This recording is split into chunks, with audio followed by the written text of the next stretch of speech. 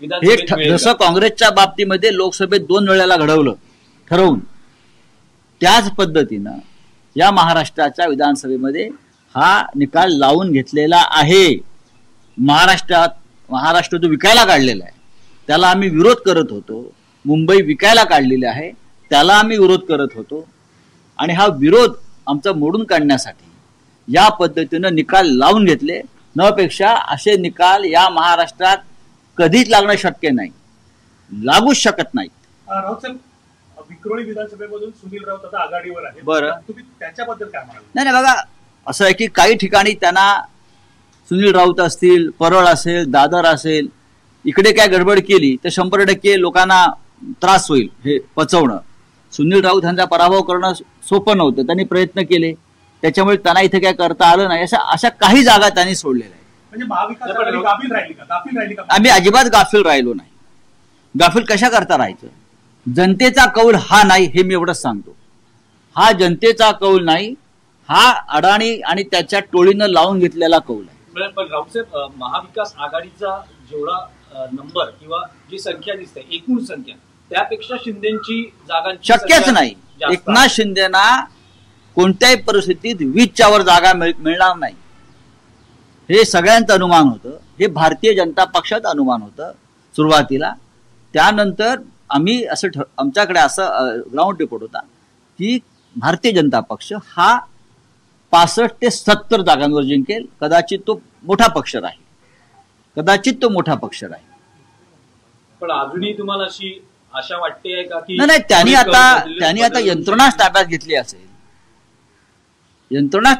असेल, त्यांनी अनेक गोष्टींचा आता हळूहळू उलगडा होईल, पण कोणत्याही परिस्थितीमध्ये अशा प्रकारचा निकाल लागणं शक्य नव्हतं। हा जनतेचा कौल आहे, हा मराठी जनतेचा कौल आहे, हे माझ्यासारखा माणूस हे कदापि मानणार नाही।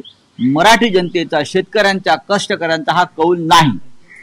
सर, हिंदी में जानना चाहेंगे, चुनाव के नतीजों की गिनती शुरू हो गई है, फैसले जिस तरीके से सामने आ रहे हैं, महायुति जो है 121, बीजेपी की 121। बात ऐसे है भाई, जो नतीजे सामने आए उसके ऊपर मैं विश्वास रखने को तैयार नहीं, ये जनता का फैसला मानने को तैयार नहीं।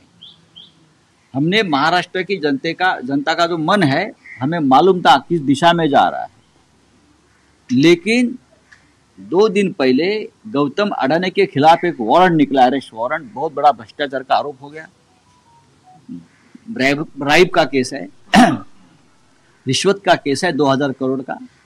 उसमें भारतीय जनता पार्टी की पूरी पोल खोल गई। गौतम अडानी, बीजेपी, मोदी जी, शाह जी और फडणवीस, शिंदे, ये एक है, और उसका ऊपर से ध्यान हटाने के लिए ये पूरा एक कपट कारस्तान हो गया है, और उसकी तैयारी पहले से चल रही थी। हमने ये महाराष्ट्र जो गौतम अडानी के जेब में जा रहा है, मुंबई जेब में जा रहे हैं, हमने विरोध किया। ये अडानी राष्ट्र नहीं होने देंगे, तो इसके लिए इस प्रकार के नतीजे महाराष्ट्र के ऊपर लाद गए हैं। ये जनता का कौल हो ही नहीं सकता। महाराष्ट्र की जनता का मन हमें मालूम है, ये हो ही नहीं सकता है।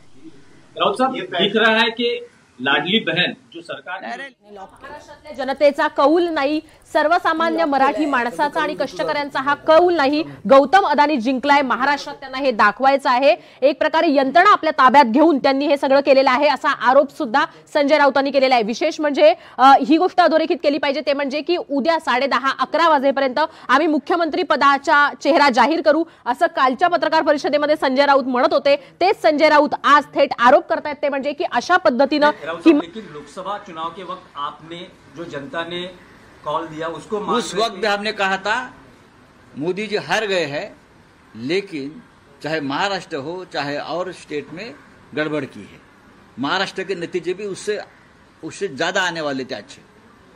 हमारी 4 या 5 सीटें लोगों ने चोरी की है, मैं आपको बता रहा हूं। पर राउत साहब, अब दिख रहा है कि महाराष्ट्र के विधानसभा में विपक्ष के लिए भी कुछ, मतलब विपक्ष यही लोकसभा के 2 चुनाव में 2014-2019 ने मोदी और शाह ने यही किया था कि विपक्ष का नेता कांग्रेस को नहीं मिलना चाहिए।